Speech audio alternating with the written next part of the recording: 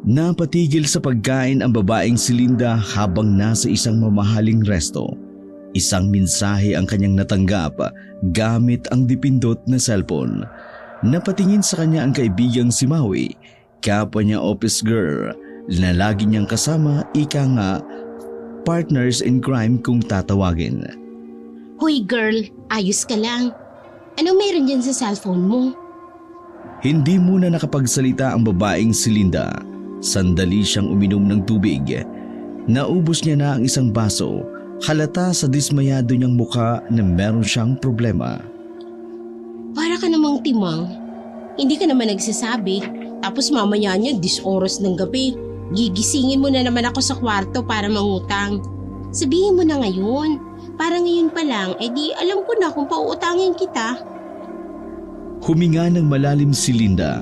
Bumelo siya ng konti, saka nagsalita. Si Ruel.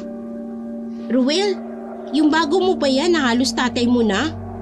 Oo. Oh, ano naman si Ruel? Patay na.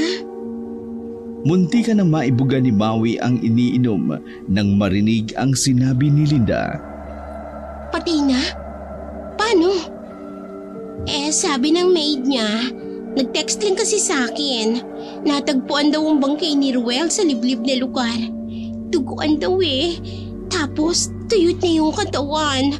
Ang sabi raw, baka raw may nakaaway na naman. Baka ginantihan. Nako, yung kasing Ruel na yan, napakayabang. Akala mo naman talaga makakapalag sa away. Mahina nga naman ang tuhod. Oh, ano balak mo? Umiling sandali ang babae, saka tinisom ng tinidor ang kinakain.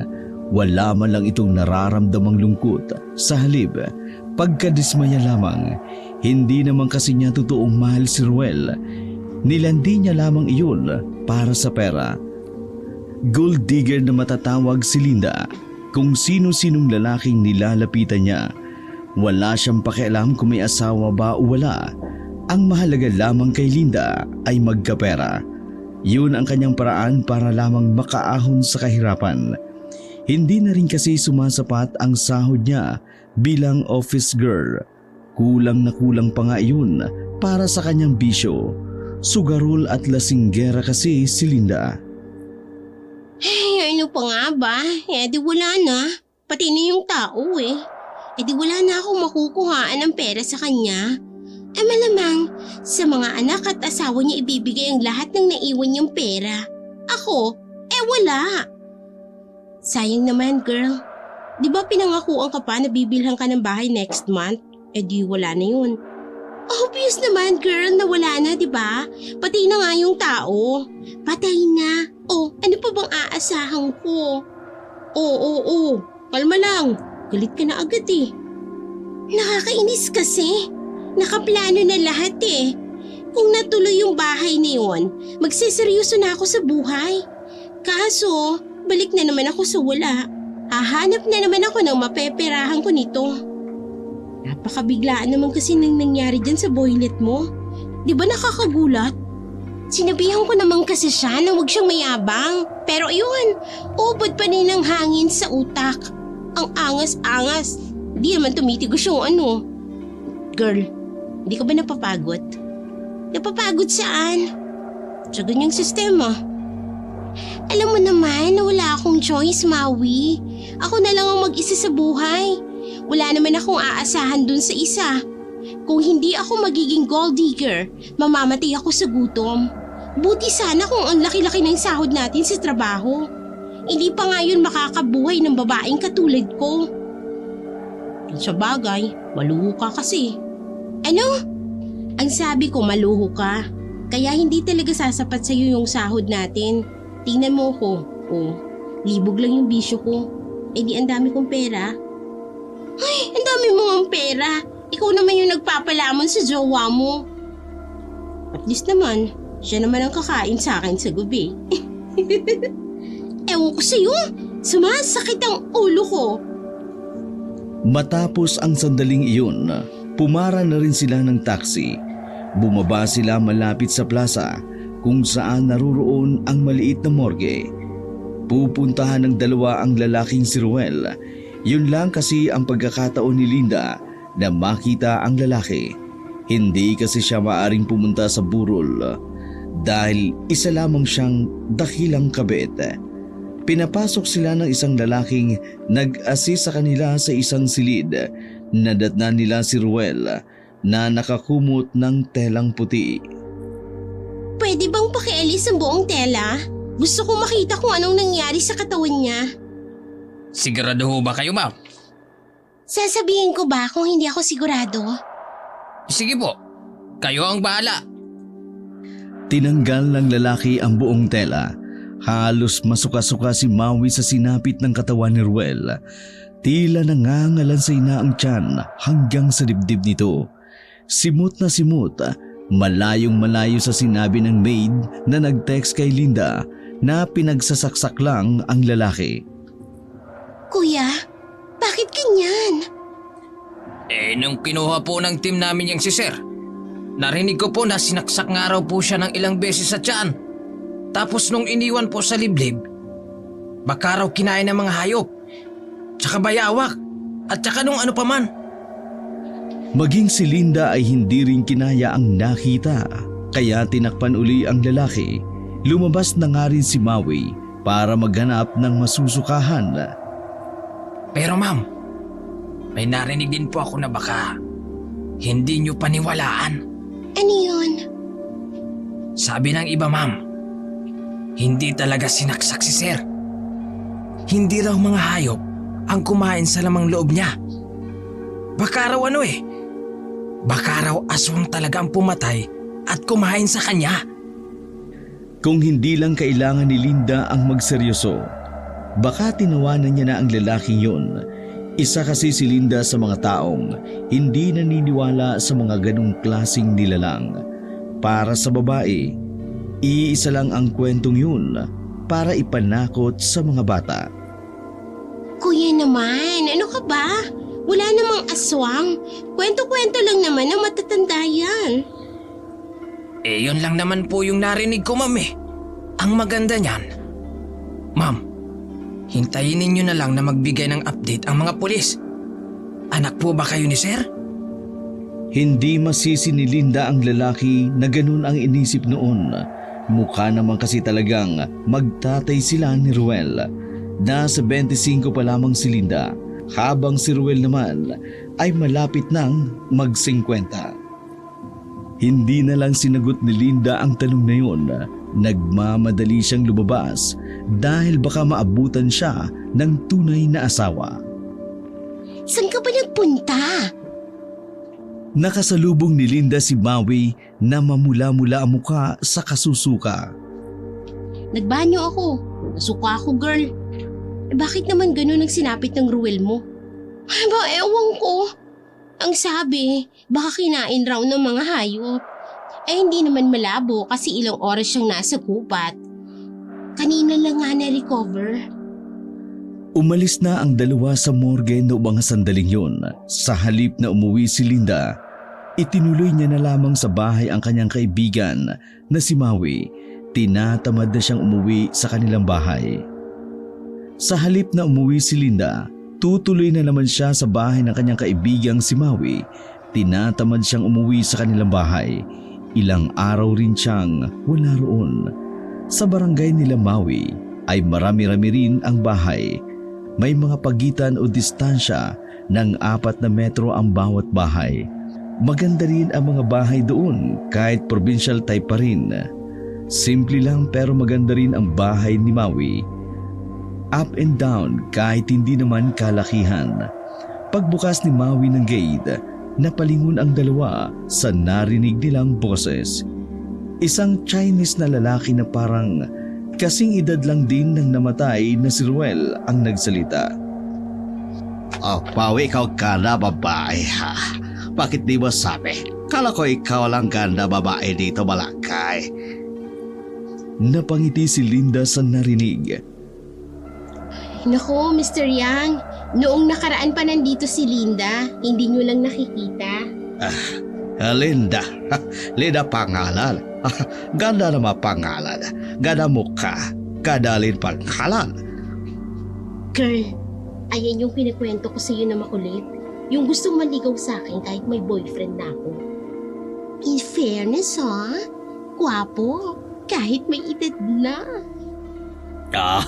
Pasensya na ako epal ha. Pero Linda, ako tawag sa pangalan Mr. Yang. Ako tagal na dito. Mga 1 buwan na rin ako dito. Doon ako nakatila, konti lang lakad lang. Baka dito na rin ako tila lagi. Kung ikaw dito rin titila. Magtilahan tayo. Ha?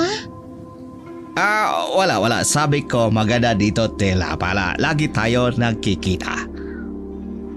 Mr. Yang, papasok na muna kami sa loob Gabi na rin kasi. Magluluto pa kami ng makakain. Okay. Basta kapag ikaw libre, ha? Linda, ikaw akin libre, ha? Kain tayo labas, okay? Tumango-tango lamang si Linda at ngumiti ng matamis. Sa puntong yun pa lang, alam na ni Linda na may pamalit na siya kay Ruel.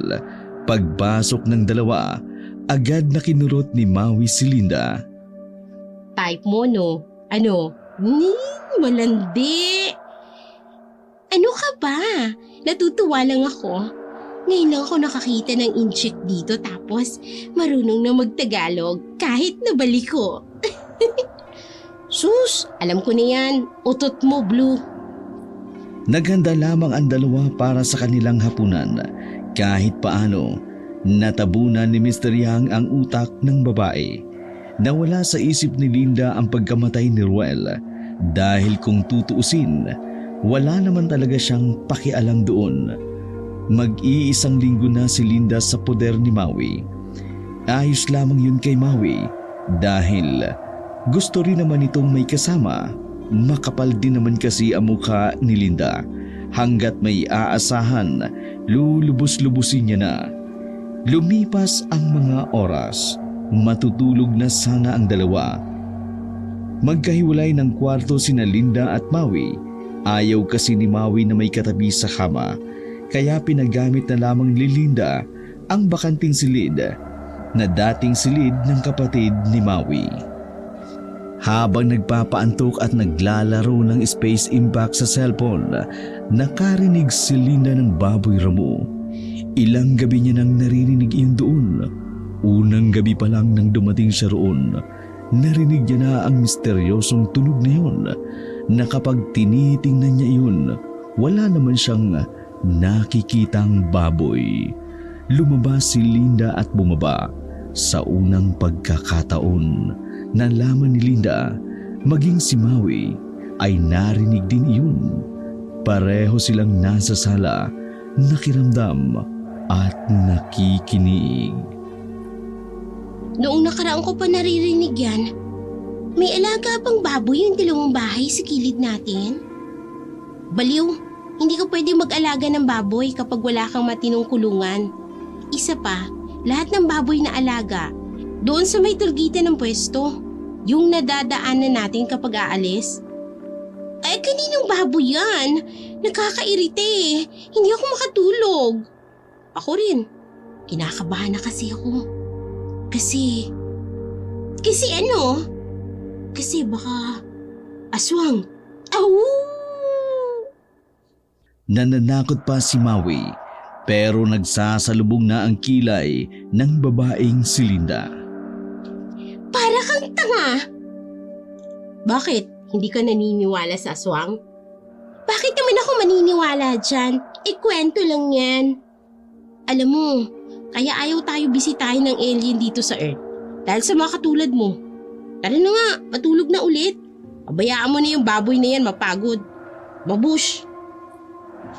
Nauna nang naglakad si Maui patungo sa kanyang silid. Sumunod na lamang si Linda na pumasok na rin sa kanyang kwarto. Tinakpan lamang ni Linda ang kanyang tenga para hindi na marinig pa ang nag-iingay sa labas. Pero parang wala namang pagbabago. Lalong napakalakas ng ingay ng baboy ramo sa labas. Kainis! Lumapit ang babae at sumilip sa may bintana. Wala naman siyang nakitang baboy. sandali ring tumigil ang tunog nang tumungaw siya. Malaman ko lang talaga na may nantitrip dito. Babatuhin ko talaga ng arinola na may ihi. Matapos sabihin ni Linda iyon, hindi na muli siya nakarinig ng ingay ng baboy ramo. Makalipas lang ang 10 minuto, dinalaw na rin siya ng antok. Makalipas ang ilang araw, unti-unti nang napalapit ang loob ni Linda sa inchik na si Mr. Yang. Naging regular kasi ang pag-aabang ng inchik sa babae para lang mapansin siya ni Linda.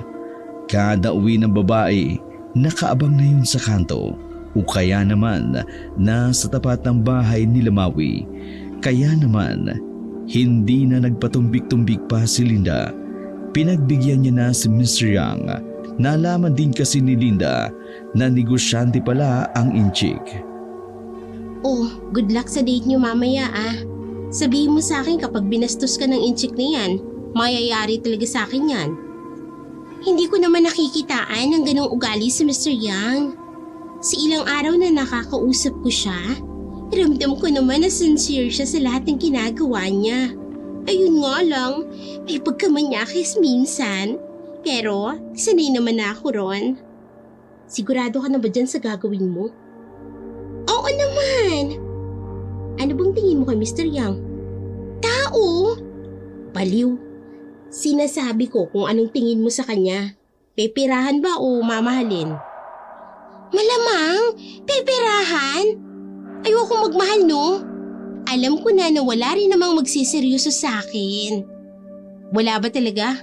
O baka napagod ka na lang dun sa isa? Mahal na mahal ko nun ah.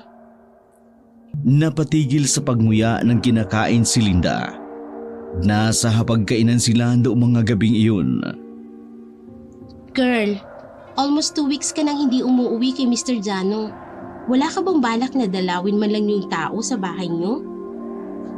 Ramdam ni Linda ang inis sa tinig ng kanyang kaibigan. Kilala raw niya si Maui kapag ganitong usapan. Alam niyang manenermo na naman iyon. Girl, alam mo naman ako. Support ako sa lahat ng gusto mo sa buhay. Kahit hindi na mabuti ang ginagawa mo. Pero kasi, ibang usapan na si Mr. Jano. Asawa mo siya eh. Kahit hindi mo siya mahal o kahit ayaw mo sa kanya, hindi niya deserve ng niloloko. Napakabuti ng tao sa'yo nung hindi pa siya baldado. Lahat ng gusto mo binibigay niya. Yung luho mo, sagot niya. Pinakasalan mo yung tao.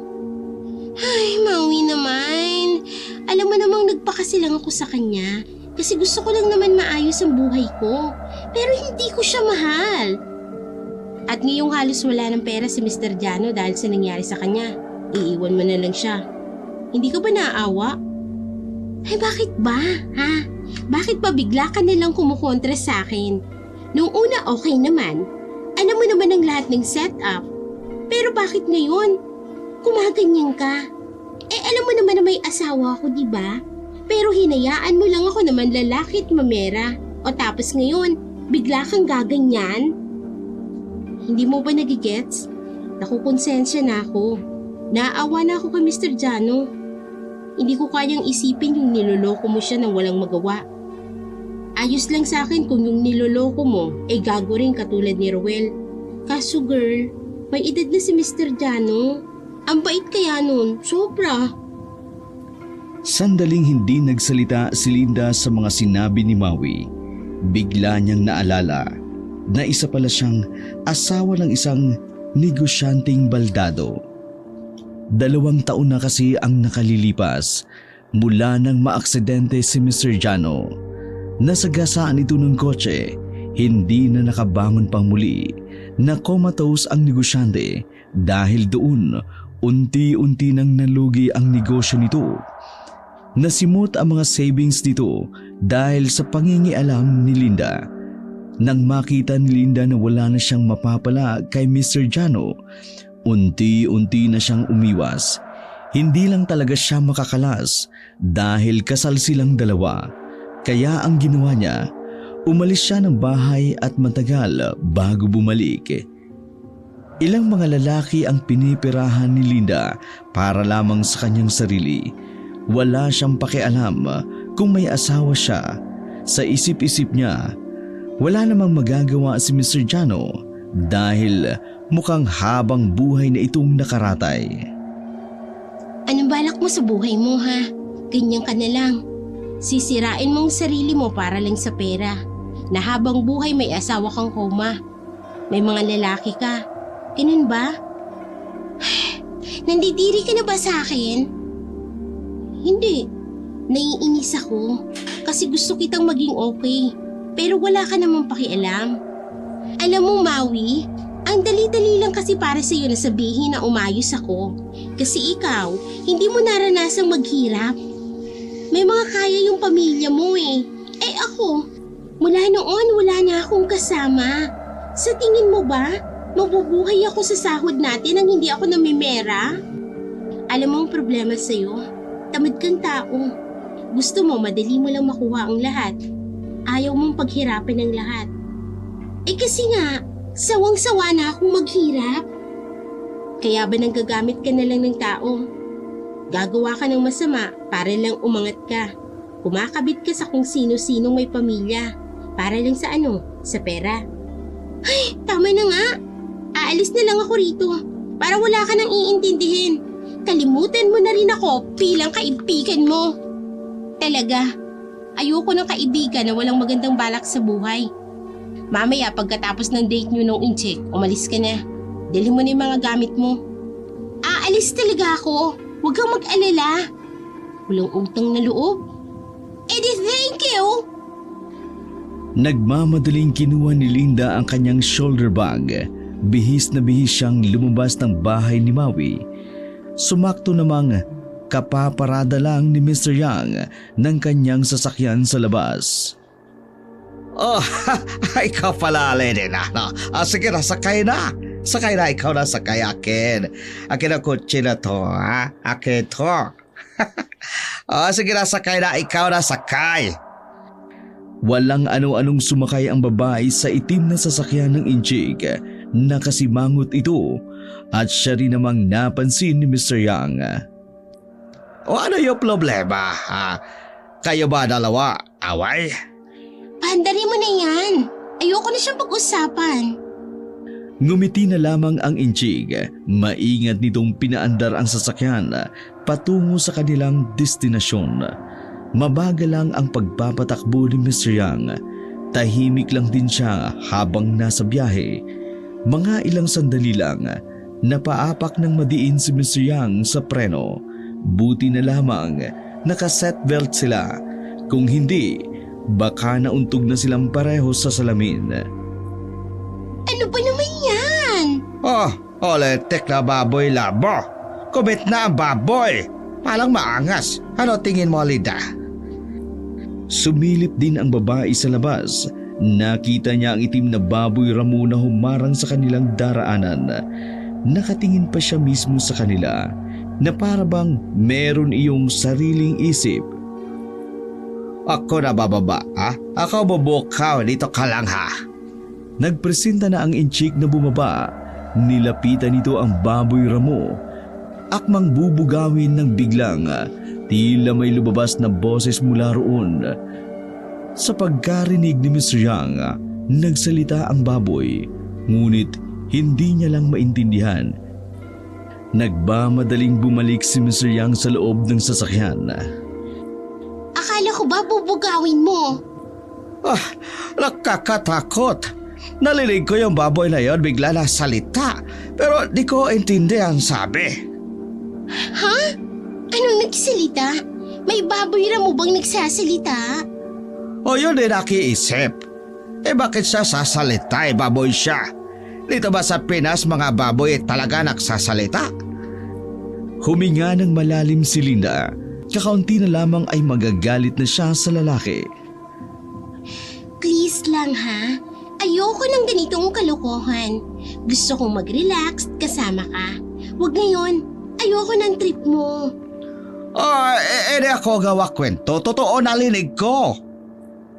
Nang tumingin ng masama si Linda, Kaagad na pinaandar ng Inchik ang sasakyan. Umalis na rin ang baboy Ramo ng mga sandaling yun. Sabi ko nga alis na tayo eh. Ikaw talaka. Nakarating na ang dalawa sa isang Chinese resto sa bayan. Nang magsimula na sila mag-usap, wala na ang inis ni Linda. Kahit paano, nakalimot na siya sa lahat, sa away nila ni Maui at sa kanyang inililihim na asawa na si Mr. Jano. Masaya at magaang kausap si Mr. Yang para kay Linda sa lahat ng lalaking kanyang nakausap at nakasama.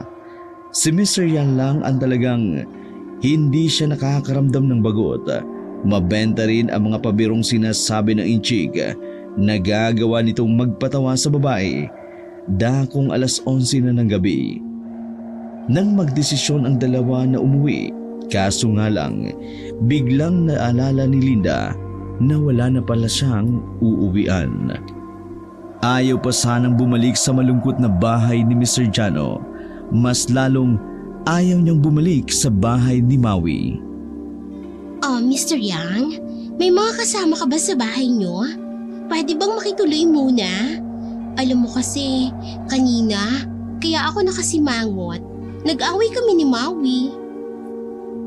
Sandaling lumingon si Mr. Yang kay Linda habang nagmamaniho.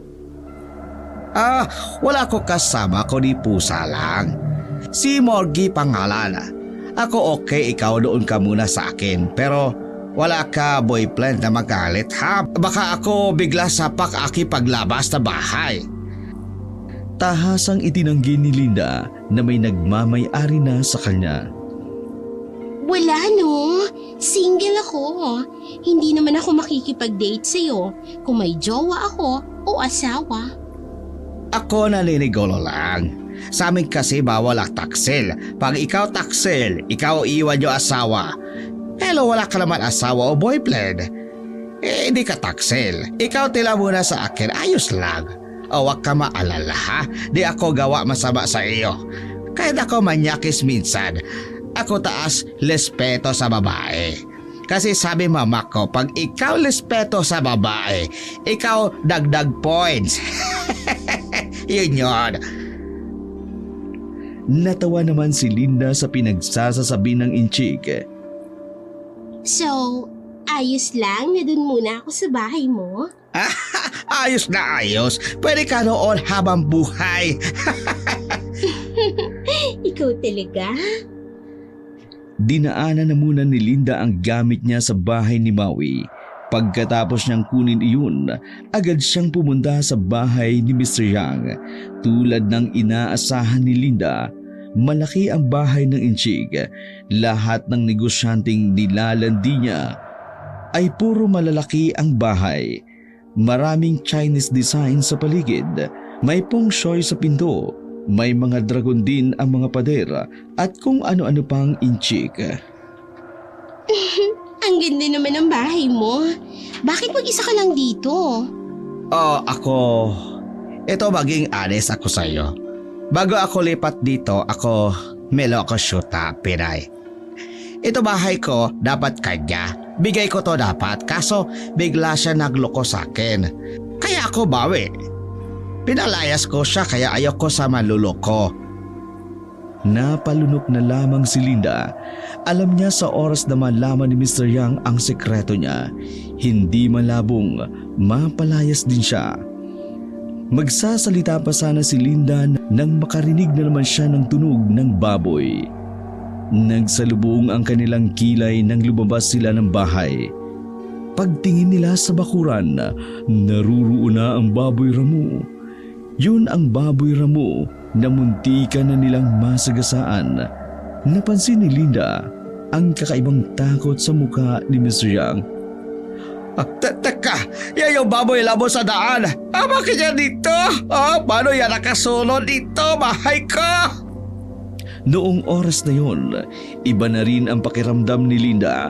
Inisip niya na baka yun din ang baboy Ramo na madalas nilang marinig ni Maui. Pumasok ka na lang dito. Pabayaan mo na yan. Baka alaga lang yan sa kabilang bahay. Hinila ni Linda ang inchik paloob. Nakatingin lang sa kanila ang baboy ramo.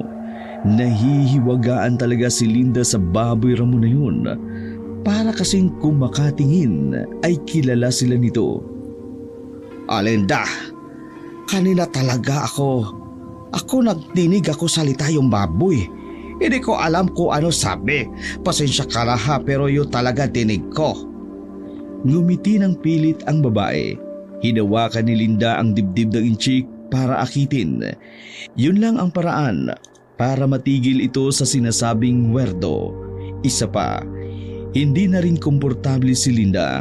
Nakararamdam na rin siya ng kaba ng mga oras na yun. Hayaan mo na nga yan. Mabuti pa. Magpahinga na muna tayo. Okay? Pahinga lang? Gusto mo bang mapagod? Tumango-tango lamang na parang aso si Mr. Yang. Di tumakbo ka. Natawa na rin si Linda nang makita ang reaksyon ng lalaki. Nauna siyang umakyat sa ikalawang palapag nang ituro ng inchik ang kanyang magiging silid. Pagbukas ni Linda ng bintana, nakita niya ang baboy ramo sa tapat. Nakatingala siya sa kanya at nakaupo na parang pusa. Lumakas naman ang kabog ng dibdib ng babae. Hindi niya alam kung bakit parang sinusundan sila ng baboy ramo na yun. Lalong-lalo na siya. Mabilis niyang isinara ang bintana. Kalaunan, nawala na rin ang tunog ng baboy. Kinabukasan, maaga siyang nagising para pumasok sa trabaho. Pagbaba niya lang ng sala ay naganda na ng makakain si Mr. Yang. Napangiti naman si Linda dahil sa buong buhay niya, yun ang unang pagkakataon na may lalaking pinaghandaan siya ng pagkain. Hindi niya maiwasang hindi matuwa sa lalaking inchik. Pero umiling-iling lang ang babae. Pinipigilan niyang mahulog kay Mr. Yang. Ayaw niya kasing magkaroon ng obligasyon sa iba. Kontento na muna siya sa landian lang. Kahit paano naman ay nagkakapera siya. Maraming salamat, Mr. Yang. Nakikitira na nga lang ako rito. Nag-abala ka pa para sa akin. Siyempre, ikaw dito bisita ko, ikaw akin asikaso. Wala problema, basta ikaw. Alam mo, first time ko ito. Yung may nag-aasikaso sa akin. Huwag ka mag-alala. Ako lagi ito gawin sa iyo para kapag ako meron libre oras. Hindi naman kailangan. Alam ko, abala ka rin sa buhay. Upo ka. Para ikaw na makakain na. Baka ikaw na late sa trabaho mo. Hinila pa ng lalaking inchik ang upuan para alalayan si Linda. Nga pala, Linda. Linig mo kagabi, yung linig ko. Ano yun? Masarap na kasi ang tulog ko kagabi. Meron ako linig para lalakan-lakas sa bupong. Tapos linig ko rin, parang paniki sabi, ek. Parang gano'n na tunok. Natahimik si Linda. Hindi niya alam ang sasabihin ng inchik. Iwan niya rin. Pero habang tumatagal, kinakabahan na rin si Linda sa ganung usapan. Di ba kayo Pinoy? Naniniwala kayo sa aswang? Aswang? Oo, aswang. Basta ako sa libro. Aswang daw tawag sa karon. Baka nga aswang kakabi yun. Pero bakit naman aswang tayo? Buntis ba ikaw, Linda? Ha? Ako? Buntis? Walang umaano sa akin eh. O kung ikaw ni buntis, bakit tayo inaaswang? Bakit kaya? Ano ka ba? Huwag mo nang isipin yan. Hindi totoo ang aswang. Hindi totoo? Oo, hindi yun totoo. Kwento-kwento lang naman yun ng matatanda sa amin. Baka ako atok lang kakape. Yaan mo na, kain na lang tayo. Matapos kumain ay naganda na rin si Linda para sa kanyang pagpasok. Halos buong araw ang kanyang pasok noon dahil maraming aasikasuhin sa opisina. O ikaw sigurado? Hindi na kita hatid? Ayos lang. Sasakay na lang ako. Nakakahiya naman. Pinatira mo na nga ako tapos ihahatid mo pa ako. O ikaw bahala. Basta ikaw ingat ha. Ikaw lang tawag sa akin pag meron kang problema, ha? Tumango lamang ang babae at lumabas na rin ng gate. Pagpara niya sa tricycle, isang text message ang kanyang natanggap mula kay Maui. Hindi niya na dapat iyon babasahin dahil inis pa rin siya. Pero may kung anong bagay ang nagtulak sa kanya para buksan ang mensahe. Pagkabasa niya noon, agad na nagtayuan ang kanyang mga balahibo. Bigla na lang kasi siyang nilamig kahit na mainit noon ng umaga na yun. Nag-init naman ang kanyang muka. Hindi siya makapaniwala na ang isa niya palang nilandi noon na ang pangalan ay Ronnie ay natagpuan ding patay. Si Maui at Ronnie kasi ang magkaklase noong high school, kaya naman alam ni Maui ang mga nangyari sa lalaking yun, kaya ito rin ang nagbalita kay Linda. Base sa text ni Maui, kagayang-kagaya rin ng nangyari kay Ruel. Wala na rin ang tiyan, butas na butas at simot na simot ang lamang loob. Kinakabahan si Linda dahil sa ideyang dalawa na sa mga nilandi niya ang pinatay, si Ruel at si Ronnie. Ayaw man niyang isipin pero nanghihinala siya na merong isang taong gumagawa ng lahat. Naisip niya rin na baka sinasadya iyon para siya ang pagbintangan. Sa sobrang pagkalutang, lumagpas na si Linda sa kanyang bababaan. Mabuti na lamang ibinalik siya ng driver. Wala siya sa sarili nang pumasok siya sa kanyang trabaho. Habang naglalakad, nakasabay niya sa elevator ang isang lalaking nasa 40 anyos ang edad. Manager iyon ng kabilang department. Palihim ding kalandian ni Linda ang lalaking yun na ang pangalan ay Arnold. Maging si Maui ay hindi yun alam. Free ka ba mamaya, Linda? Nasa vacation trip ang family ko. Pwede kang pumunta sa bahay. O kaya, kung ayaw mo naman, pwede naman tayong mag-check-in. Don't worry, babayaran ko ang oras mo na higit pa sa dati. Namiss ko lang talaga ang kaluluwa mo eh. Wala ako sa mood ngayon. Pero pwede naman nating iset yan bukas ng gabi. Oh, I see. Sige, wala namang problema. Sa linggo pa naman ang uwi ng family ko. Asahan kita ha. Pagbukas ng elevator, lumabas na rin ang lalaking si Arnold. Ganun kalandi o kakati si Linda. Hindi lang isa, dalawa o tatlo ang kaya niyang pagsabay-sabayin. May iba pa nga siyang ginagamit para lang sa sariling kapakanan.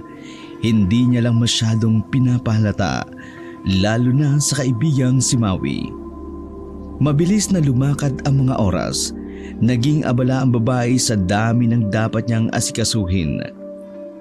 Nag-overtime na nga siya at inabot ng 8:00 ng gabi habang naghihintay ng masasakyan sa gilid ng bangketa. Bigla na lamang lumitaw ang kanyang kaibigang si Maui sa gilid. Tulad niya kasi, doon din naman naghihintay si Maui. Nabasa mo ba yung text ko?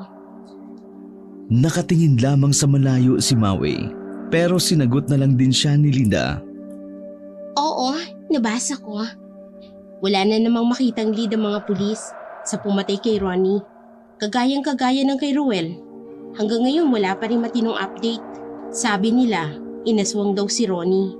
Diba, ganun din ang sinabi ng iba sa nangyari kay Ruel. Alam ko na hindi ka naniniwala sa mga aswang. Pero paano kung totoo, Linda? Kung totoo, alin mo gusto mong gawin ko? Di kabahan ka na. Kasi yung aswang na yon, ibig sabihin lang nun, ayaw ng aswang na meron kang nilalanding iba. Baka nga baka may nagkakagusto sa yung aswang. Pabiro lamang iyon, pero kita ng pagiging seryoso sa mukha ni Maui. Bumuga ng hangin si Linda at bahagyang natawa. Aswang? May nagkakagusto sa akin na aswang? Alam mo, hindi tayo okay Pero umaabot ka sa ganyang idea.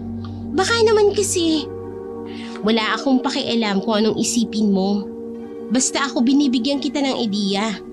2 na sa mga lalaki mong namatay. Dapat ngayon napapaisip ka na. Sige na, mauna na ako. Magkikita pa kami ng boyfriend ko. Nang may mapadaang tricycle, nauna nang sumakay si Maui, naiwang napanganga na lamang si Linda. Mga ilang sandali lang, may humintong itim na sasakyan sa harapan niya. Nagulat na lamang siya nang makita ang lalaking inchik sa loob. Oh, Linda! Sakay na! Nagmamadaling pumasok si Linda sa takot na baka makita siya ng iba niya pang lalaki. Okay, let's go! Oh, nagkulat ba kita? Ano ka ba? Bakit ka ba pumunta? Bakit mo ko sinundo? Paano mo nalaman ang trabaho ko? Oh, gusto lang namang ikaw akin sundo kaya ako tanong si Maui kung saan ka trabaho. Di sabi niya sa akin kaya alam ko. Ay, yung bruha na yun talaga. Oh, saan mo gusto kain, ha Linda? Wala akong ganang kumain Pwede ba? Dalhin mo na lang muna ako dun sa nakaka-relax na lugar. Oh, nakaka-relax talaga. Ako may alam. Pinaandar agad ng inchik ang sasakyan. Habang nasa biyahe, napansin ni Linda na parang iba ang dinadaanan nila. Unti-unti kasing nawawala ang mga puno roon. Wala na ring makita si Linda ng mga bahay. Tanging malawak na lamang na palayan. Saan ba tayo pupunta? Ah, doon sa lighthouse. Kada doon, taas pala ikaw relax. Baliw ka ba? Ang layo pa nun. Biglang inihinto ni Mr. Yang ang sasakyan. Oh, ayaw mo doon? Nakakahiya. Ang layo. Bumalik na lang tayo. Masasayang pa yung gas mo. Naku, sayang. Ang ganda pa naman luluga. Ang ganda pa naman ang view doon. Huwag na. Ayoko makaabala sa'yo. Pinihit ni Mr. Yang ang manibela pabalik. Nanahimik na lamang si Linda habang nakatingin sa labas ng bintana. Nang nasa kalagitnaan na sila ng biyahe, biglang pumutok ang gulong ng sasakyan ni Mr. Yang. Mabuti na lamang, mabagal lang ang kanilang takbo, kaya hindi sila na-aksidente. Inihinto ni Mr. Yang ang sasakyan sa gilid. Kumamat-kamat pa sa ulo itong bumaba. Sumunod naman din si Linda. Ay, nako, paktay ang gulong! Wala ka bang dilang extra na gulong? Oh, meron ako extra sa likod kaso ako wala dalang gamit. O paano ko kakabit? Malas buhay. Huminga na lamang ng malalim si Linda. Sa halip kasi na makapag-relax, mas lalo pa siyang na-stress. O di bali ako tawag maghihila nito. Teka, hanap muna ako signal ha. Nanatiling nakatayo si Linda sa gilid ng sasakyan habang nakasandal. Lumayo naman muna ang inchik. Nang makahanap ito ng matinong signal, meron itong kinausap. Medyo malayo na si Mr. Yang, kaya hindi na narinig iyon ni Linda. Mga ilang sandali lamang, nakita ni Linda na tapos nang makipag-usap ang lalaki. Pabalik na iyon nang biglang... My God! Ano yun? Namilog ang mga mata ng dalaga nang makitang may kung anong nilalang ang lumundag kay Mr. Yang. Pumaibabaw ang nilalang na yun kay Mr. Yang sa tansya ni Linda. Parang nasa 6-footer ang height ng nilalang na iyon. Oh, aswang! Ay, aswang! Nagawang sipain ni Miss Yang ang aswang na nasa ibabaw niya na. Nailang di na lumapit ang aswang sa inchik nang ilabas nito ang isang bala ng baril. Sige! Ikaw aking lapit! Ako hawak bala baril! Ikaw aking baril! Ano? Lapit! Pasimpleng tumakbo ang inchik pabalik ng sasakyan. Hinila ang pinto nito. Si Linda naman, papasok na at saka isinara ang lahat ng salamin ng bintana. Anong nilalang yun? Ako sabi sa iyo, totoo, aswang! Aswang yun? Pagkailaw ni Mr. Yang sa harapan, naruroong nakatayo na ang lalaking aswang. Kitang-kita ni Linda ang itsura noon. Bilugan ang mga mata ng aswang na kulay itim. Malaki ang bunganga at marami namang matutulis ng ngipin. Maraming buhok sa dibdib. Mahahaba ang kuko noon. Tayo na alis! Flat yung gulong, di ba? Maaksidente tayo kapag pinilit mo. Oo nga pala, flat. Pala yung ex ko, flat. Ano gagawin natin? Ay, aswang, magkalapay tayo. Aba, ewan ko. Naglakad lang ang aswang na lumapit sa kanila. Pilit na binabasag ang salamin. Mabuti na lang din, mamahalin ang sasakyan na yun, kaya hindi basta-basta mababasag ang mga salamin. Para bang galit na galit ang aswang. Malalim ang tingin niya kay Mr. Yang, pero mas nakatatakot ang tingin nito sa babae. Pikit mo yung mata! Kakalmo dyan pag makita ng aswang, ha? Huwag ka alala, ha? Hindi niya tayo mapasok dito. Tibay lahat aki salamin. Ayoko na. Gusto ko nang umalis dito. Hindi makapaniwala si Linda noong mga sandaling yun na nasa harapan na nga nila ang aswang. Huwag ka takot. Ako bahala. Huwag ka takot. Ikaw ang bahala. Wala kang magawa. Bakit pa kasi tayo rito dumaan Pa-lighthouse ka pa kasing nalalaman ng incheck ka. Sabi mo di ba relax ka? O kaya dala kita dito sana. Ayaw mo naman kaya. Ayun, di ka nakapag-relax Kasi nga may aswang. Nagdadahilan ka pa. Napasigaw ng malakas si Linda nang makitang sumampa na sa harapan ng sasakyan ang aswang. Umuuga na ang sasakyan sa pagkakataong iyon. Hinang-hina na rin si Linda sa kasisigaw, habang si Mr. Yang naman ay parang tangang pinaalis ang aswang. Anong show ka dyan? Tanga ka ba? Hindi yan manok. Aswang yan. Kung makabugaw ka parang hayop lang Paano ba tapat? Bawal ba ang Ewan ko sa'yo. Nang magsawa na ang aswang sa kasusuksok sa salamin, bumaba na rin iyon sa harapan. Isang oras ang nakalilipas, saka lamang umalis ang aswang. May paparating na kasing hihila ng sasakyan ni Mr. Yang. Nakahinga na maluwag si Linda noong mga sandaling yun. Habang hinihila ang sasakyan, natulala lamang ang babae. Hindi niya inaasahan na aabot sa ganung punto ang sandaling yun.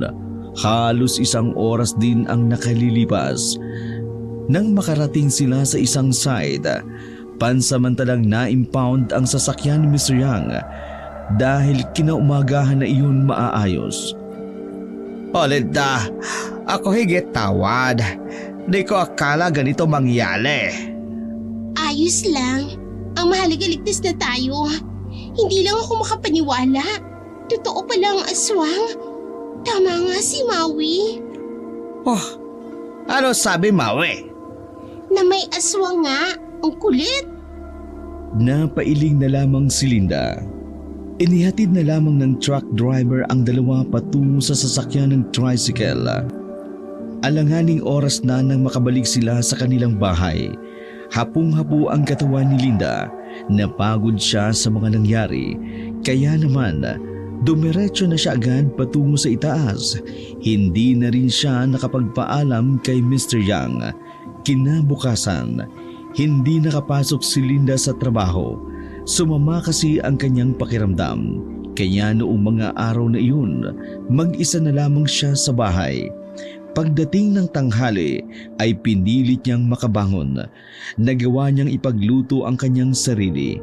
Habang kumakain, biglang nag-vibrate ang kanyang cellphone. Nang tingnan niya ang screen, nakita niya ang pangalan ng lalaking si Jano, ang nag-iisang lalaking pinakasalan niya sa dami ng kanyang nilandi. Nagtataka si Linda kung paanong napatawag ang lalaking yun, samantala hindi naman iyon makagalaw. Isa lang ang maaring naiisip niya na gagawa noon. Ay, pakialamera talaga si Aling Anita eh. Si Aling Anita ang nag-iisang kasambahay na hindi umaalis kahit wala nang mapasahod si Mr. Jano. Ito rin kasi ang nag-aalaga si negosyante mula nang umalis si Linda doon. Hindi sinagot ni Linda ang tawag. Sa halip ay pinatay niya lamang ang kanyang cellphone. Nagdaan pa ang mga oras. Naghanda na rin si Linda. Bihis na bihis siya sa nakatakda nilang pagkikita ng lalaking si Arnold. Isa sa mga kalandian ni Linda, isang manager sa kabilang department. Umalis siya ng bahay habang wala si Mr. Yang. Pumunta siya sa plaza, ang lugar na napagkasunduan ng dalawa. Nakatanggap pa ng text si Linda na nasa biyahe na ang lalaki, pero magdadalawang oras na wala pa rin si Arnold. Doong una, nakaramdam ng inis si Linda. Akala niya hindi na ito sisipot. Aalis na sana siya ng plaza nang biglang tumawag si Arnold. Pero nang sagutin niya iyon, ibang boses ang kanyang narinig. Linda, wala na siya. Isinama ko na siya sa listahan ng mga lalaking dapat mamatay. Nanginig ang mga kamay ni Linda at binitiwan niya ang cellphone. Nakakatakot ang tinig na kanyang narinig sa kabilang linya. Parang boses iyon ng demonyo. Nang mahimasmasan, dali-daling dinampot ni Linda ang cellphone sa lapag. Nagmamadali siyang umuwi ng bahay ni Mr. Yang. Pag-uwi niya, isinarado niya ang pinto. Malikot ang kanyang mga mata. Napaisip siya na baka nga totoo ang sinasabi ni Maui, na baka nga may asawa nga talagang nagkakagusto sa kanya. Maya-maya pa ay bigla na lamang siyang nakarinig ng mga katok. Nagtago siya sa likuran ng sofa sa sobrang takot na nararamdaman. Nawala lamang ang kaba niya nang marinig ang boses ng inchik. Linda! Ikaw bukas ito pinto! Dito na ako! Ayaw kasi susi, iwan ko dyan sa loob! Binuksan agad ni Linda ang pintuan at niyakap ang lalaki. Takot na takot ang kanyang mukha. Pawis na pawis ang mukha ng babaeng na halatang tensyonado. Oh, ano lang yale? O bakit ikaw takot? Pumunta ba dito aswang? Umiling si Linda. O wag ka alala, ako dito na. Ako punta albularyo. Ako kuha kanya panguntla. Di ako niwala aswang. Dati, pero ngayon, ako niwala na ako ha. Kaya ako bili panguntla. Ito, kunin mo ito kwentasa. Sabi albularyo, pag suot mo yan, iwas sa'yo aswang. Maraming salamat, Mr. Yang. Nandiyan ka para sa akin palagi. O ikaw na wag na iyak. Ako gawa ito kasi ikaw aking mahal. Ako hintay lang kung kailan ka handa. Wala problema sa akin gaano katagal ang importante sa akin. Aking nalamdaman ay totoo. Naiyak na lamang si Linda. Pakiramdam niya, si Mr. Yang talaga ang kakampi niya sa buhay. Para kasi sa kanya, malabo silang magkaayos ni Maui. Ayaw din naman ni Linda na pinakikaalaman ang kanyang buhay. Indinaan na lamang ni Linda sa pagkain ang kanyang takot. Ngunit ganun pa man, paulit-ulit na tumatakbo sa kanya ang mga pangyayari. Ang pagpatay kay Ruel, kay Ronnie, at sumunod pa si Arnold. na dapat ay kikitain niya. Malinaw para kay Linda na aswang nga ang gumawa noon, pero hindi niya malaman kung sino nga ang aswang na yun. 10:00 ng gabi, nakatingin lamang si Linda sa kisame nang biglang tumawag sa kanya si Maui. Umiiyak ang babae at humahagulhol. Nandiyan ka ba kay Mr. Yang? Pwede bang puntahan mo ko rito sa bahay? Pakiusap, Linda. Kahit na magkagalit pa rin sila, hindi kayang tiisin ni Linda ang kanyang kaibigan habang natutulog si Mr. Yang. Pasimpleng lumabas at nagmamadali siyang naglakad patungo sa bahay ni Maui. Malapit lang naman iyon kaya narating niya agad. Naabutan ni Linda si Maui sa sala. Namamaga ang kanyang mga mata sa kaiiyak. Ano ba nangyayari? Bakit ka ba umiiyak? Si Jason. Ano ba? Kumalma ka nga muna. Anong nangyari, ha? Anong nangyari kay Jason? Si Jason wala na. Ha? Anong wala na? Hiwalay na kayo? Hindi. Wala na si Jason. Patay na si Jason. Dumali naman ang kaba sa sistema ni Linda nang marinig iyon. Bigla siyang may naalala sa lalaking si Jason. Natagpuan siya sa gilid ng ilog. Natagpuan siya sa gilid ng ilog, Linda. Hindi ko alam kung anong nangyari. Pero katulad din ng nangyari kay Ruel, kay Ronnie. At kanina lang, may nagsabi sa akin na patay na si Arnold sa kabilang department. Lahat sila, iisa lang ang paraan ng pagpatay. Butas ang tiyan, kagayang-kagaya ng kay Jason. Humagulhol ng iyak si Maui. Niyakap na lamang ito ni Linda. Hindi niya alam ang kanyang sasabihin. Girl, sabihin mo nga sa akin, may relasyon ba kayo ni Sir Arnold? Bakit pati siya damay? Halos mabulol-bulol ang babaeng si Linda. Hindi siya makapagsalita, pero baka sa mukha niya ang pagiging guilty. So meron nga, naging kayo ni Sir Arnold? Kumala si Maui sa pagkakayakap. Teka lang, Nagpunas ng luha si Maui. Kinakabahan naman si Linda ng mga oras na yun. Tila nagkaroon na kasi ng ideya si Maui. lahat ng mga namatay, naging lalaki mo. Sabihin mo nga sa akin, Linda, naging lalaki mo rin bang boyfriend ko? Tumayo si Maui. Nawala ang paghihinagpis ng babae. Napalitan na lamang ito ng galit. Maui, magsalita ka. Nagkaroon ba kayo ng ugnayan ng boyfriend ko? Kaya siya dinamay ng aswang na may gusto sa'yo? Sagot! Naiyak na lamang si Linda. Ngunit ang kanyang katahimikan ay maliwanag. Nauulang ang pahiwatig. Walang hiya ka? Paano mo nagawa sa akin ito? Minahal kita na parang kapatid. Lahat ng kailangan mo ibinigay ko kapag meron ako. Pero bakit pati ako inahas mo? Kaya pala tuwing magde-date kami noong nakaraang buwan, wala siyang pera, kahit kasasahod lang. Siguro sa'yo napupunta, no? Umamin ka!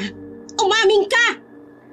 Pinagsasampal ni Maui si Linda sa mukha. Sinabunutan din si Linda at hinila palabas ng bahay. Napakahayop mo, Linda! Lahat na lang ba ng lalaki? Basta may pera, bobo ka. Kung hindi pa namatay si Jason, talagang hindi ko malalaman, ano?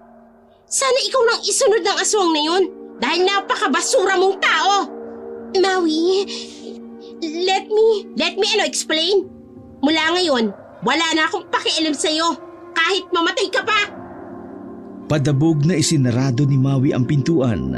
Naiwang nakaupo sa labas ang babaeng si Linda. Kasabay pa ng pagbuhos ng ulan ang pagtulo ng kanyang mga luha.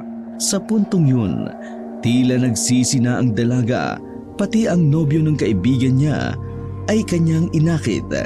Pero huli na ang lahat, nawasak na ang dapat mawasak.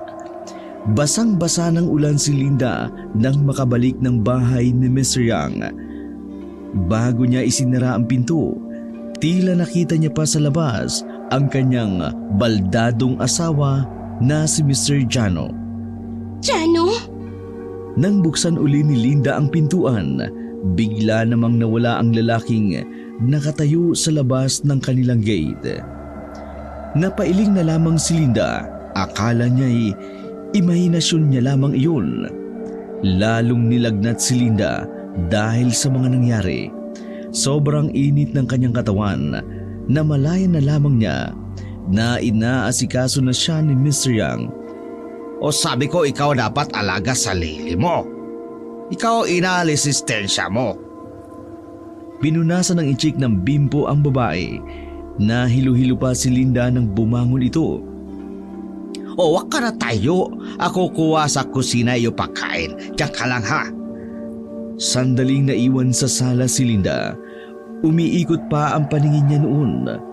Pero nagulat siya nang makita ang aswang na nakasilip sa bintana ng sala. Aswang!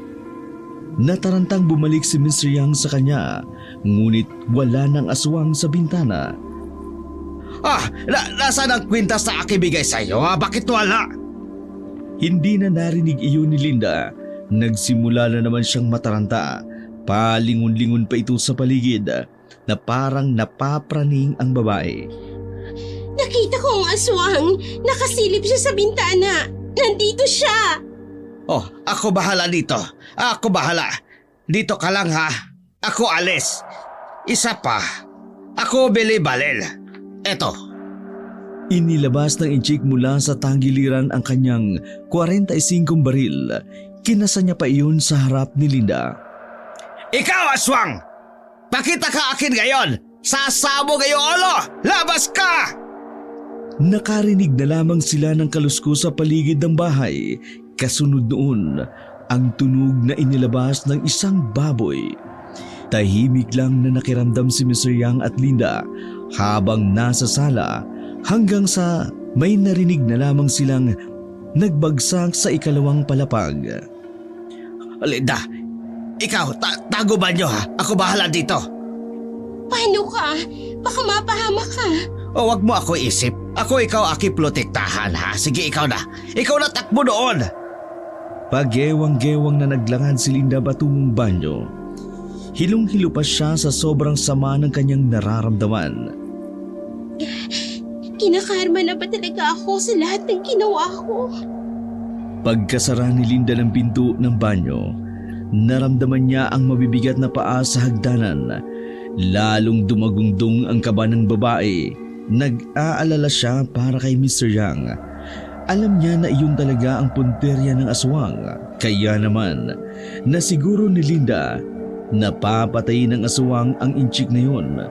Maya-maya lamang, nakarinig si Linda ng magkakasunod na putok. Kasunod noon ay malakas na kalabog. Nagtumbahan ang ilang babasagin na gamit. Sinubukang sumilip ni Linda mula sa banyo. Tanaw na tanaw niya ang matangkad na aswang. Parang binabalibag lamang nito si Mr. Yang. Pilit namang nagpapaputok ang inchik, pero sadyang mabilis na makaiwas ang aswang. Linda! Takbo! Takbo ikaw mabilis ha! Ikaw sa likod na bahay! Hindi ko kaya ang aswang na to! Walang sinayang na pagkakataon si Linda. Lumabas siya ng banyo. Ngunit bago pa man siya makarating sa daan sa likod, gumapang na ang aswang sa sahig papalapit sa kanya. Nahawakan siya sa balikat at hinila pabalik. Natuluan siya ng malapot na laway galing sa aswang. Kinalagkad siya papunta sa sala kung saan naruroon si Mr. Yang. Binaril ng inchik ang aswang at sa pagkakataong iyon, natamaan iyon. Nabitiwan naman ng aswang si Linda. Pagkakataon iyon para makalapit ang babae sa inchik. Oh, bakal mo takbo! Sabi ko, takbo ka bilis! Pagbangon muli ng aswang, nagpaputok uli si Mr. Yang. Tinamaan naman iyon sa tagiliran. Halatang hindi marunong gumamit ng baril ang lalaki dahil kung saan-saan lamang ito tumatama. Nang maubos na ang bala ng lalaki, hinila nito palabas si Linda.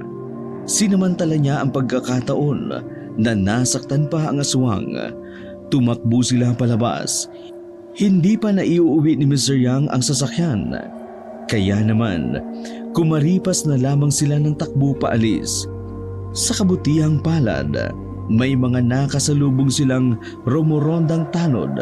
Nagsumbong sila sa mga iyon. Ngunit nang balikan nila ang bahay, wala na ang aswang.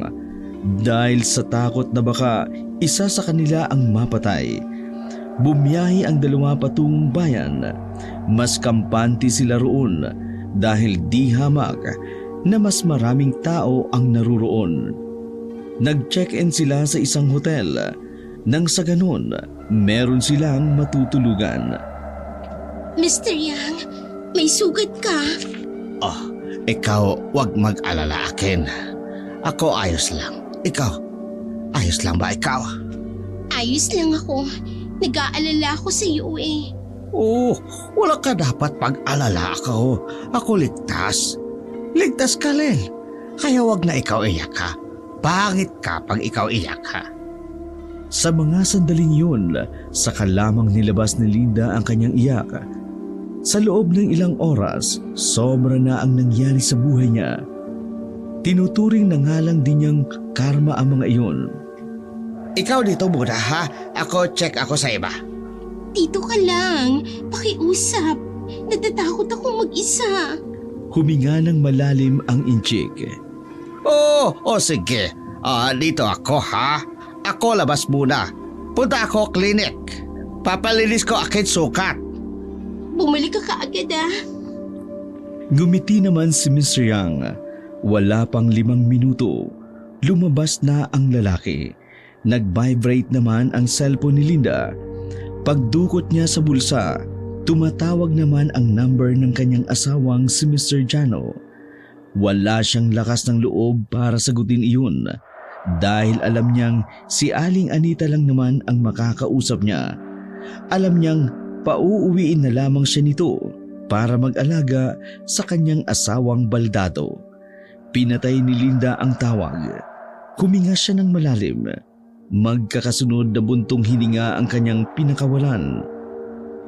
Lord, eto na ba ang parusa mo sa akin? Grabe ka naman sa akin. May mas masama pa nga sa akin eh. Pero bakit ganito ka kagrabe sa karma ko? Tuluyan ng napahugulhul ang babae. Napahigpit ng hawak niya sa unan sa lahat ng mga nangyari. Parang gusto na lang din niyang mamatay. Hindi niya alam kung kakayanin niya pa ang mga susunod na araw. Maya-maya pa bigla na namang umilaw ang kanyang cellphone. Nairita si Linda kaya sinagot niya na ang tawag na yun. Hindi siya nagkakamali. Si Aling Anita ang kanyang narinig. Ano ba, Aling Anita? Bakit ba? Ano bang kailangan mo? Di ba ang sabi ko sa'yo, ayoko nang magbantay dyan? Iha, maaari ka bang umuwi na muna kahit na sandali? Nagagaling lang kasi ng doktor dito kanina.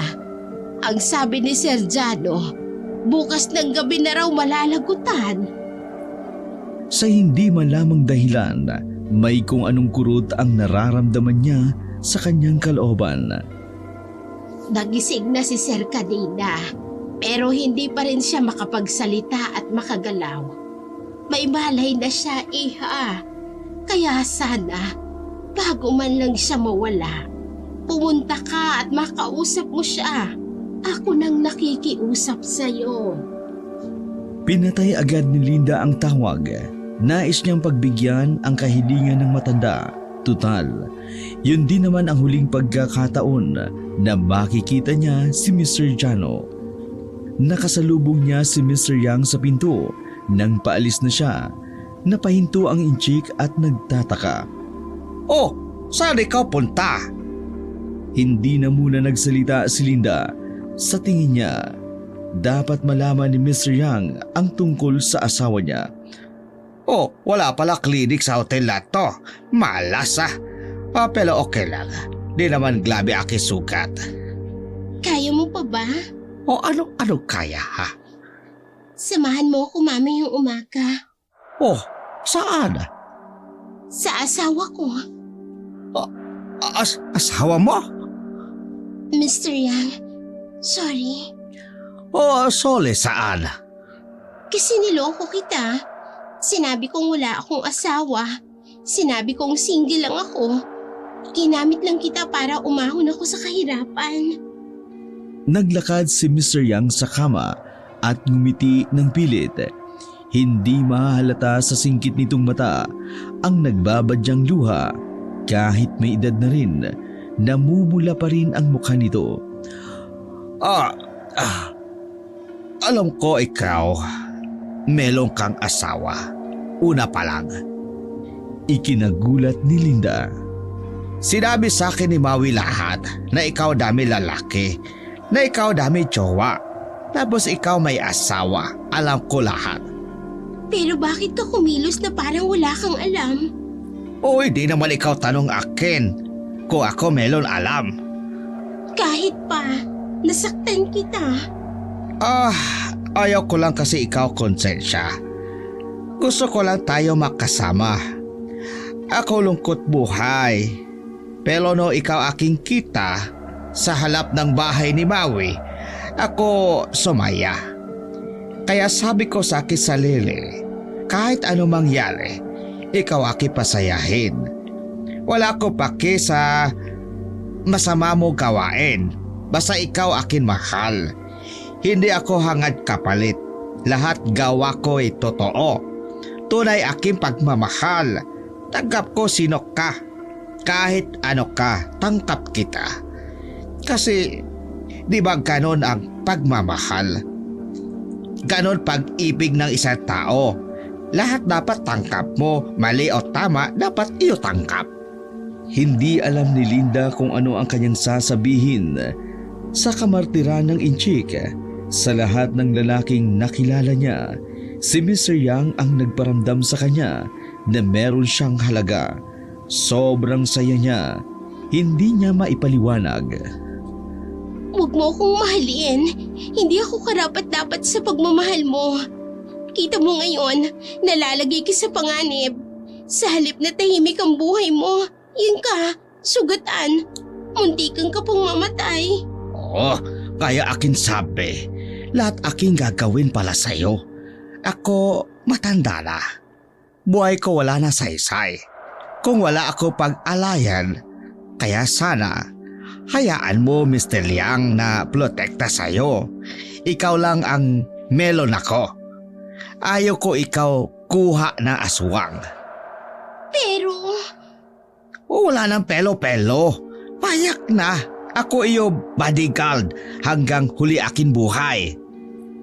Tila walang balak na magpatalo si Mr. Yang, kaya hinayaan na lamang iyon ni Linda. Nagyakapan silang dalawa ng mahigpit. Oh, bukas punta tayo iyo asawa.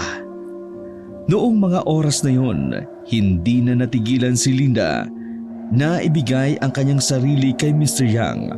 Para sa kanya, si Mr. Yang lang ang karapat-dapat na makatikim ng kanyang katawan ng may halong pagmamahal. Pinagsaluhan nila ang sandaling iyon hanggang sa sila ay makatulog na. 8:00 ng umaga nang makaalis na ang dalawa sa hotel, pinuntahan muna nila ang sasakyan ni Mr. Yang. At saka bumiyahe na rin. Malayo-layo ang biyahe ng dalawa patungo sa bahay ni Mr. Jano. Mag-aalas-10 na nang makarating sila. Napangiti ng mapait si Linda. Na-miss niya ang itsura ng bahay. Ang amoy ng mga sampagita sa gilid, maging ang sariwang hangin na nagmumula sa malapit na ilog. Sinalubong sila ng matandang si Anita sa gate pa lang. Nagtataka na kung bakit may kasamang lalaki si Linda. Ma'am, sino po yung kasama ninyo? Maganda umaga. Ako Chinese. Kaibigan ako Linda. May magasugat ka. Gusto mo bang linisin natin? Wak na. Ako ayos lang. Ay sige, pumasok na kayo sa loob, iha. Puntahan mo na si Sir Jano. Nandun pa rin siya sa loob ng silid niya. Naglakad ang dalaga paakyat ng ikalawang palapag, habang si Mr. Yang naman naiwan sa baba para kausapin si Aling Anita. Kinakabahan si Linda sa bawat hakbang niya. Pagdating niya sa silid ni Mr. Jano, nagtaka ang babae kung bakit walang nakaratay sa kama. Tanging mga aparato lang ang naiwan sa gilid. Kumusta ka, Linda? Namiss kita. Nanlaki ang mga mata ni Linda nang harapin iyon. Jano, paano? Matagal na akong nagising sa koma. Pinapanood ko lang lahat ng galaw mo. Ang saya-saya kasing makita na wala kang alam. Habang alam ko lahat ng ginagawa mo. Anong ibig mong sabihin? Napansin ni Linda ang mga sugat na parang buta sa katawan ni Mr. Jano. Parang tama iyon ng bala ng baril. Una pa lang, alam ko nang pinakasalan mo lang ako para sa pera ko. Pero, nagkamali ka ng niloko, Linda. Unti-unting nagbago ang anyo ng lalaking si Mr. Jano. Bigla itong naging itsurang aswang. Oo, Linda. Ako ang aswang na pumatay sa lahat ng lalaki mo. Ako ang may kagagawa ng lahat ng yon. Ako rin ang baboy ramo. At ako rin ang papatay sa iyo ngayon. Dahil kung hindi kita mapapakinabangan, mabuti pang mamatay ka na lang din kasama ang inchik na yon. Hindi makapaniwala si Linda na ang kanya palang pinakasalan ay isa palang aswang. Magpaalam ka na! Nasa aktong sasakmalin sana ni Jano si Linda nang biglang dumating si Mr. Yang. Tinaga nito ang liig ni Mr. Jano. Sa lakas ng pagkakataga at sa talim ng itak, munti ka nang humiwalay ang ulo ng aswang. Pasensya na, Iha. Napag-utusan lang ako na papuntahin ka. Hindi ko alam na aswang si Sir. Naiyak na lamang ang matanda na kasama ni Mr. Yang. Hindi nakapagsalita si Linda dahil sa nangyari. Samantala, nagpatawag naman si Aling Anita ng isang albularyo na susunog sa bangkay ng aswang na si Mr. Jano. Tila mabaliw sa kaiisip si Linda sa ideyang hindi niya pala talaga kilala ang kanyang pinakasalan. Sa isip niya, tama lang din palang iniwan niya iyon dahil kung nagkataon, aswang na pala habang buhay ang kanyang makakasama. Nasunog na ang bangkay ng aswang, isinilid sa garapon ng abo, ibinaon sa lupa. Ang sabi kasi ng albularyong matanda, para hindi na mabuhay sa ibang katawan si Mr. Jano. Sobrang pagsisisi ang nararamdaman ni Linda noong mga sandaling yun. Maraming bagay ang nawala sa kanya dahil sa mga mali niyang desisyon sa buhay. Ang tanging na lamang nananatili sa kanya ay ang inchik na si Mr. Yang. Oo, tapos na problema. Tayo ay uwi na. Pala ikaw ay pahinga. Huminga ng malalim si Linda. Kalmado siya ng mga sandaling yun na may lungkot pa ring nararamdaman. Mr. Yang, pwede bang dalhin mo na ako sa Maynila? Masyadong maraming nangyari dito. Hindi ko na kayang manirahan sa lugar kung saan ko sinira ang buhay ko. Oo, kung yan ang mabuti sa'yo, walang problema. Sasamahan kita. Ako sa'yo sasama. Ngumiti na lamang ng malapad ang babae. Makalipas ang ilang araw, nakipagkita si Linda sa matalik na kaibigang si Maui. Humingi siya ng kapatawaran sa babae, ngunit sa kasamaang palad, hindi pa handa si Maui. Ganun pa man, sinimulan na ni Linda ang mamuhay sa Maynila. Nagsimula ng panibagong buhay kasama ang matandang inchik na bukod tanging tumanggap sa kanyang pagkatao. Wakas. Napatigil sa pagkain ang babaeng